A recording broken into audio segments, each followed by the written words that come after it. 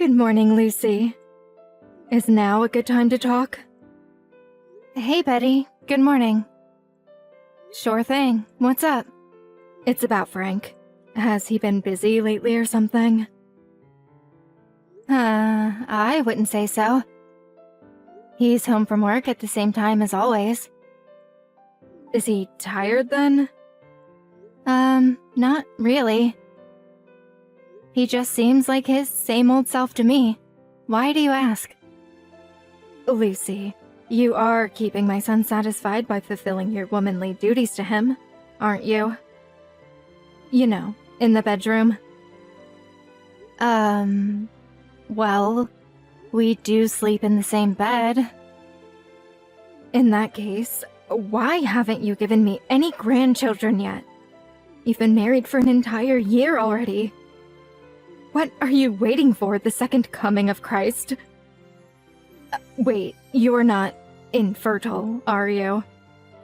Listen, Betty, I know you're my mom-in-law, but this is ultimately mine and Frank's decision. It's not that we don't want kids one day, but we're going at our own pace, and we'll get there when we're ready.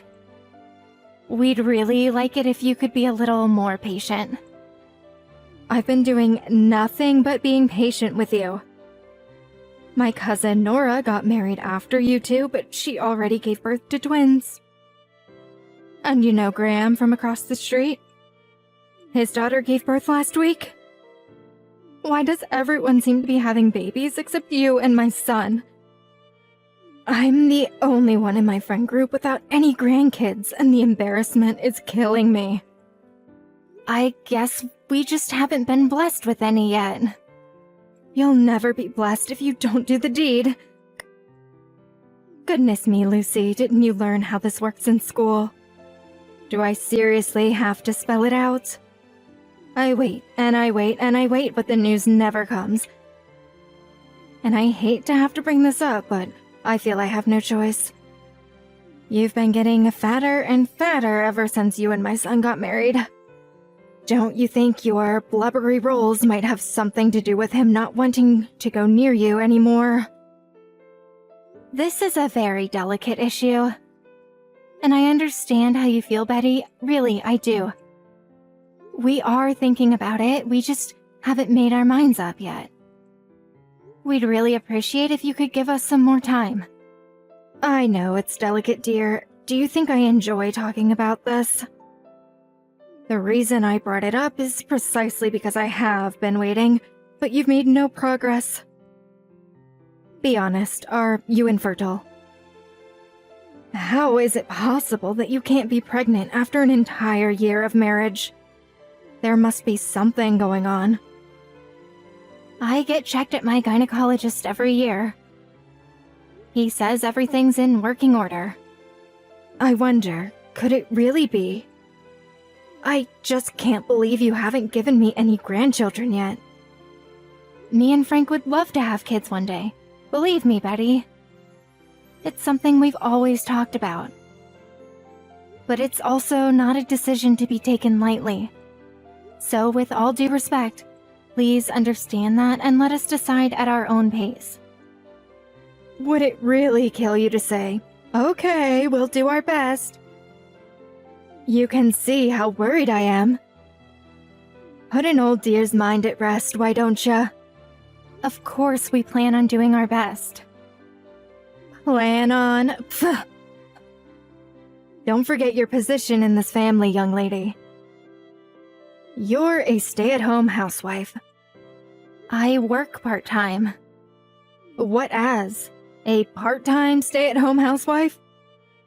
I can't think of a better way to describe you, actually. How is it that you hardly ever have to work, and yet you still can't even fulfill your basic responsibilities as a woman?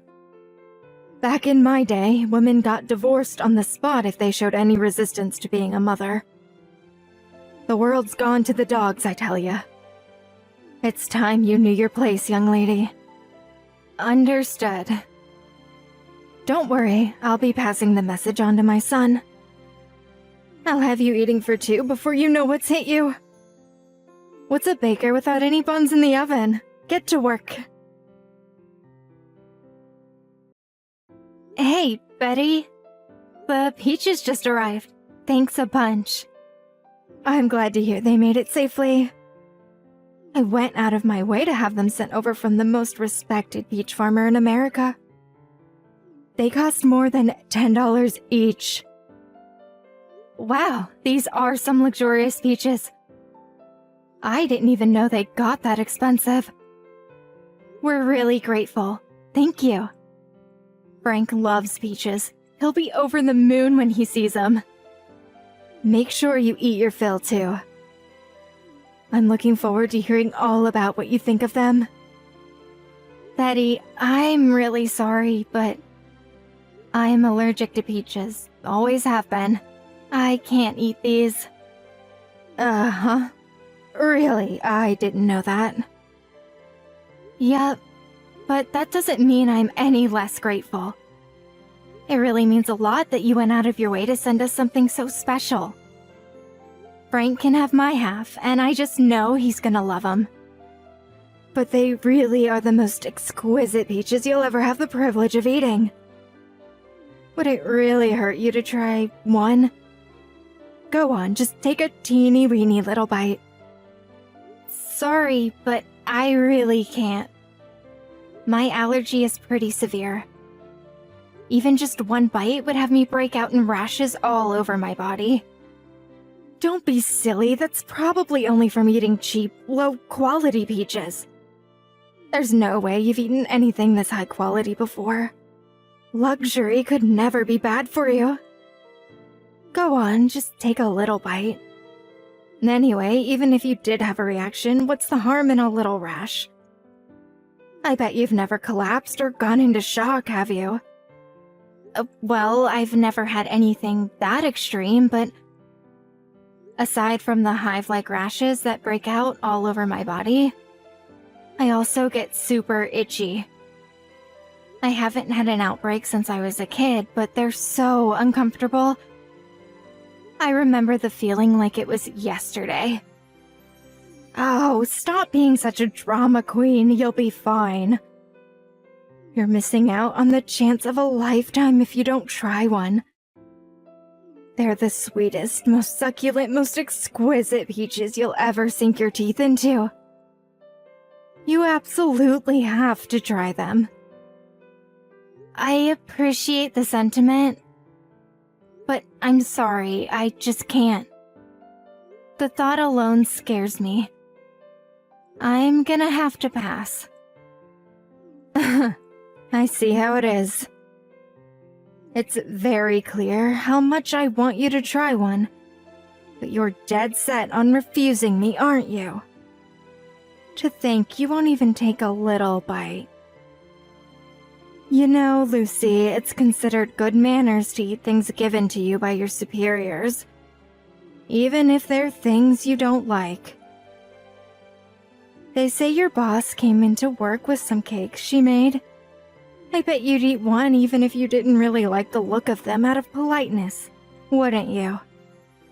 Which only makes your refusal of my supreme kindness and boundless generosity even more despicable. I am your mother-in-law, young lady. This isn't about me not liking peaches. It's about me being severely allergic and coming out in whole body rashes when I eat them. That said, no, I wouldn't. I'm not gonna eat something I don't want to eat just because the person who gave me it happens to be above me on the social ladder, professionally or otherwise. You have an answer for everything, don't you? You think you're so clever. Is defying me a hobby of yours? Are you going out of your way to annoy me as much as possible? No, I'm really not. Oh, and that's not all. I have a bone to pick with you, young lady. My son told me off for what I said to you about getting pregnant. He told me I had no right to say any of that to you. I bet you were straight off filling his head with lies, painting me as some domineering authoritarian. All I was doing was trying to provide some gentle encouragement because you two are clearly not capable of delivering the goods yourselves. I just told him what you said to me. You didn't have to go and do that. The idea was that you were supposed to do what needed to be done to get his juices flowing so he'd be in the mood to make babies, you simpleton. Why did my son have to marry the most thick-headed woman on the planet? You should know that all of our relatives will be at my uncle's wake next week. The thought of inviting such a tactless dullard to such an important family event is so terrifying it keeps me awake at night. I keep having these premonitions where you put your foot in the most awkward, embarrassing way and make me look like a fool in front of the whole family. Don't worry, I'll be careful not to cause you any problems. I hope that's true. Forget it, I'm wasting my breath. It's obvious by now that everything I say to you goes in one ear and straight out the other.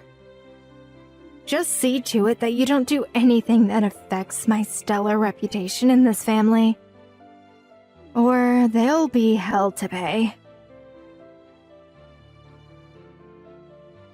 Lucy, what's going on? Why would you go home all of a sudden when my mom's in such a bad way?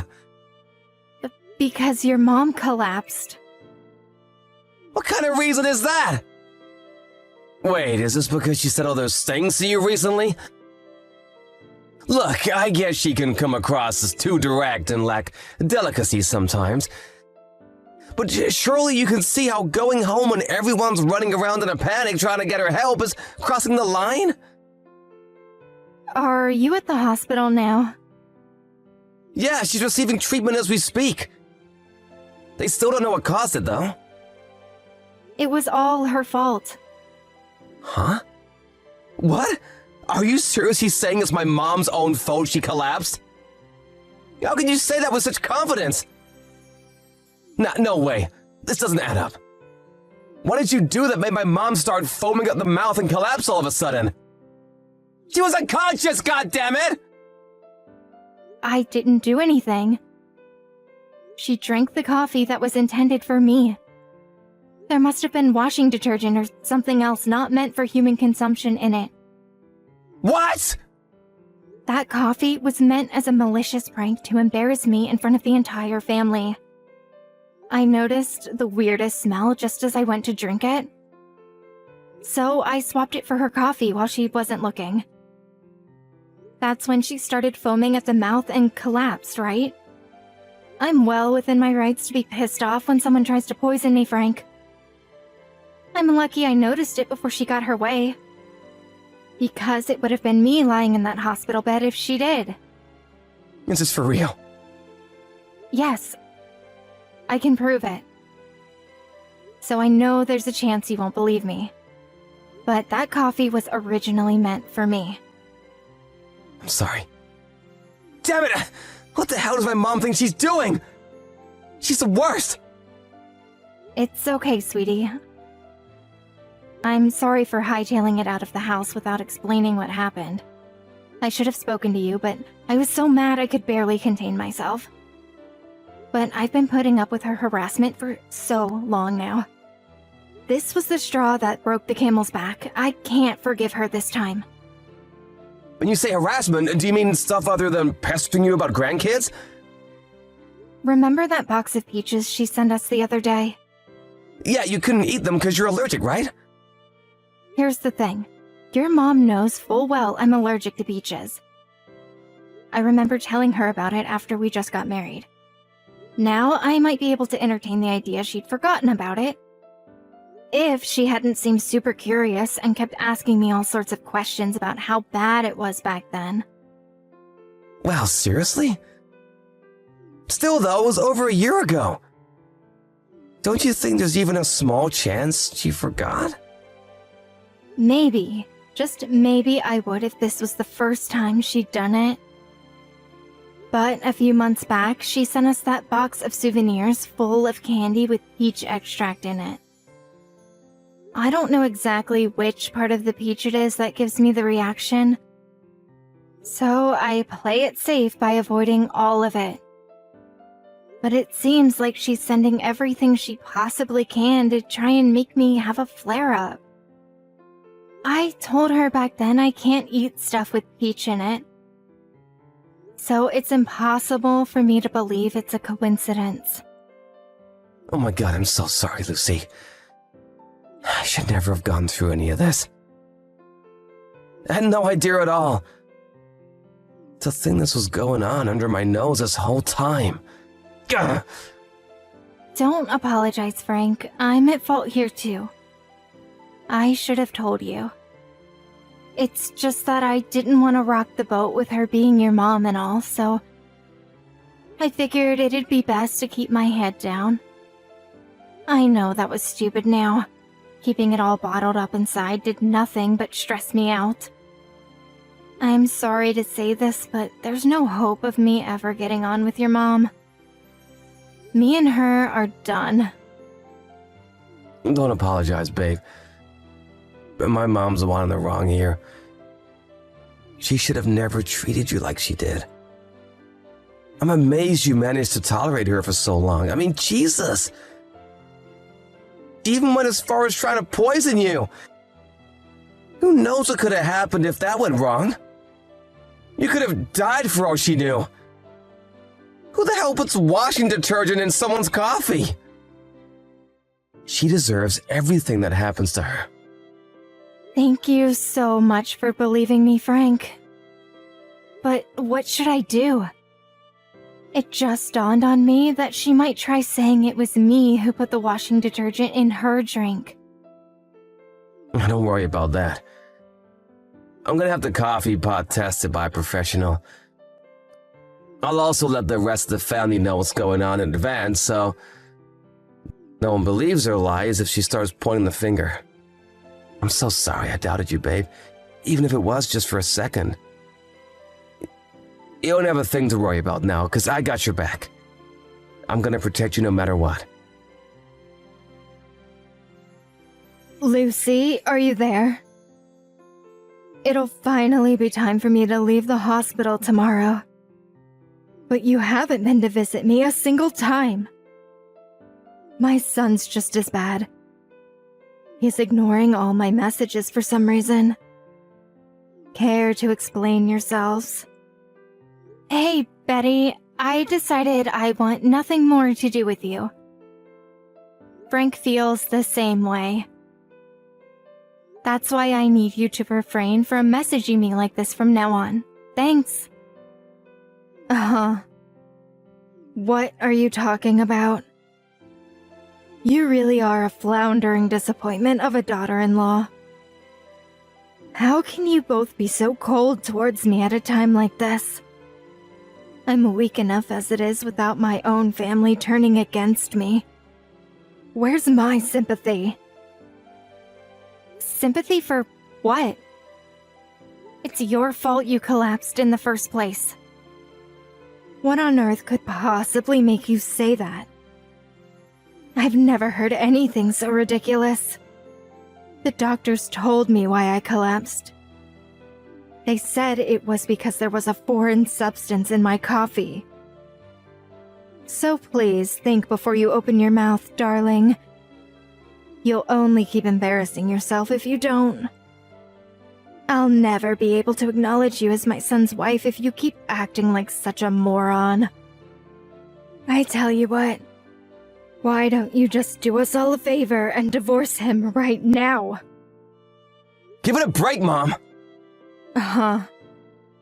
It's Frank. I'm with Lucy. I saw all your messages. Frank, why haven't you been replying to me lately? I'm so lonely. You should be grateful I even brought your purse and insurance card to the hospital. Frank, please. Why is Lucy always so cold towards me? This has been her attitude ever since you two got married. I think she might be infertile too. Don't you think it's time you started thinking seriously about your future, sweetie? You're still young. There's still time for you to find someone else. But I don't want anyone else. I made a lifetime vow to Lucy when we got married, and I'm sticking to it. Nothing you say will change that. Good grief. Why won't you use some sense, boy? Where's the sense? Go on, I'm listening. Where's the sense in trying to poison my wife with washing detergent? Excuse me? The doctors told you they found a foreign substance in your body, right? Yes. I had the contents of the coffee pot sent off to a lab. The results came in, and I have a list of the chemicals I found inside it. They were 100% matched with the washing detergent in your kitchen cupboard. You were the one who poured everyone's coffee, right? I know you tried to make Lucy drink it. No, you're wrong. Yes, maybe it was me who poured the coffee. But I'm pretty sure it was Lucy who had brewed it in the pot beforehand. Lucy did this. Think about it, son. I'm the one lying in a hospital bed here. Why would I poison myself? I know it might be hard to accept, but your wife is the only person who could be behind this. I asked all of our relatives who came to the wake, and luckily there were several witnesses. When Lucy got up to go and brew the coffee, you stopped her and insisted you'd do it instead. Really? I'm certain that's not how it happened. Are you sure these witnesses of yours don't just have bad memories? You kept forcing Lucy to do chores that day, didn't you? She was visibly exhausted, but you just demanded more of her. One of our relatives felt bad for her and offered to help. But you told him to sit down and relax because Lucy would be taking care of everything around the house for the day. That's why they thought it was weird when you made an exception to go out of your way to stop her brewing the coffee and insisted on doing it yourself. You should know that there were several witnesses. Even if, for argument's sake, all that were true, why would I poison myself by drinking my own washing detergent-laced coffee? I collapsed while foaming at the mouth, for crying out loud. That's because Lucy noticed you're up to something and swapped your cups while you weren't looking. She did what? Still, she wouldn't have guessed in a million years you're trying to poison her with freaking washing detergent. No matter how you look at it, this is 100% your fault, and you got what you deserved. I don't think you need me to tell you how dangerous what you did was after you collapsed and got put in hospital. But you don't know how Lucy would have reacted to that stuff. You could have killed my wife for all you knew. We'll be well within our rights to report you to the cops. Frank, please hold on a second. Hear me out, okay? I only wanted to give her a little fright, that was all. You finally admitted then. I'm sorry. That's not me you should be apologizing to. Besides, no amount of apologizing will take back what you did. We'll never forgive you for as long as we live. Please, darling, I said I'm sorry. I never thought it would turn into such a big drama. What else was I supposed to do? That girl never listens to a word I say. I was just trying to instill some discipline in her is all. Just be quiet. There's no excuse for what you did. You disgust me. I never want to see you again. I'm grateful for you raising me, but you need to leave us alone from now on. You can keep my inheritance. I don't want it. Frank, please wait. I'm begging you, please forgive me. I'm so sorry. I was full of regret over what I did when I woke up in this hospital bed. Frank's driving now. He can't reply anymore. Lucy? Driving? Are you outside? Yep, we just went to collect the results on the coffee pot contents from the lab. Do you think maybe there's a chance you could come and see me at the hospital on your way back? I want to apologize to you in person. Please stop saying you never want to see me again. You have no idea how much it hurts. We wouldn't come to the hospital if you paid us. Lucy, please. I'm so sorry. I mean it. I've never been this sorry about anything in my life. I've always known you don't like me. You did nothing but send us food you know I can't eat ever since we got married. You say the nastiest, most hurtful things to me when Frank's not around. Anyone else would have probably ended the relationship then and there. But for some reason, I thought it was possible for us to get along somehow. And I thought that if I just stuck at it, things would work out in the end. My Frank's been spending all his time with you ever since you got married. You stole my son away from me. I've been so lonely. The only reason I urged you to have children so passionately was because being surrounded by so many happy families made me feel so acutely aware of how the clock's always ticking. And I didn't want you to wait until it was too late. But I realize that was wrong now. I'll never overstep my bounds again. I'll acknowledge you as my daughter-in-law. I'd rather you didn't. We're breaking off all ties with you. No, please. Don't even say things like that. I'm so sorry. If you were really sorry, you wouldn't be pestering us to come and visit you in the hospital. The only reason you were being so cocky was because you had no idea we knew about your little washing detergent stunt. We can't associate with someone who thinks like you. You're dangerous. Lucy, please, will you find it in your heart to forgive me? I'm ready to turn over a new leaf. I'll be extra kind to you from now on. Oh, that's funny. Let's face it, Betty. This conversation is pointless.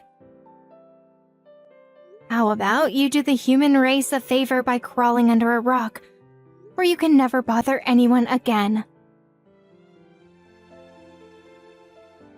We never saw Betty again after that.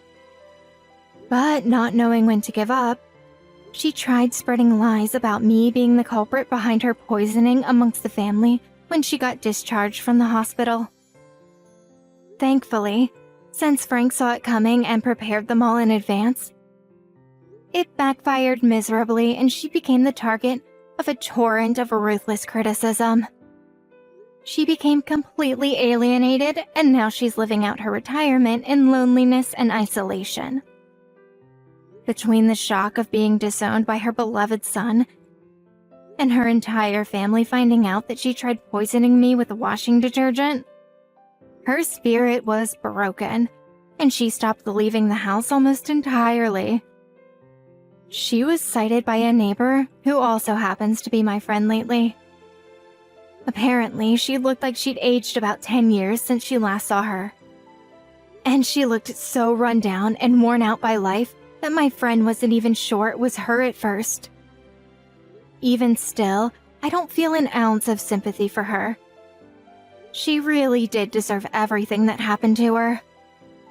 We moved far, far away just to make extra sure we'd never see the mother-in-law from hell again. And we're currently enjoying life in the new house we bought.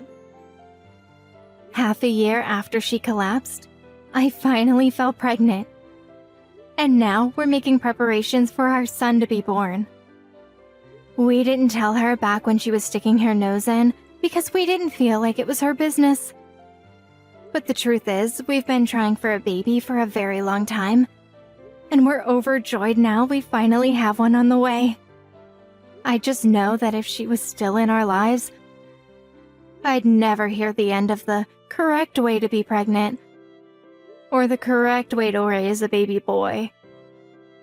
It wasn't plain sailing, and we rode out our fair share of rough seas to get here. But after cutting all ties with Betty, we've never been happier. My priority now is building a happy household full of love and warmth with my amazing, supportive husband and the baby boy we've got on the way. I can't wait to see what the future brings.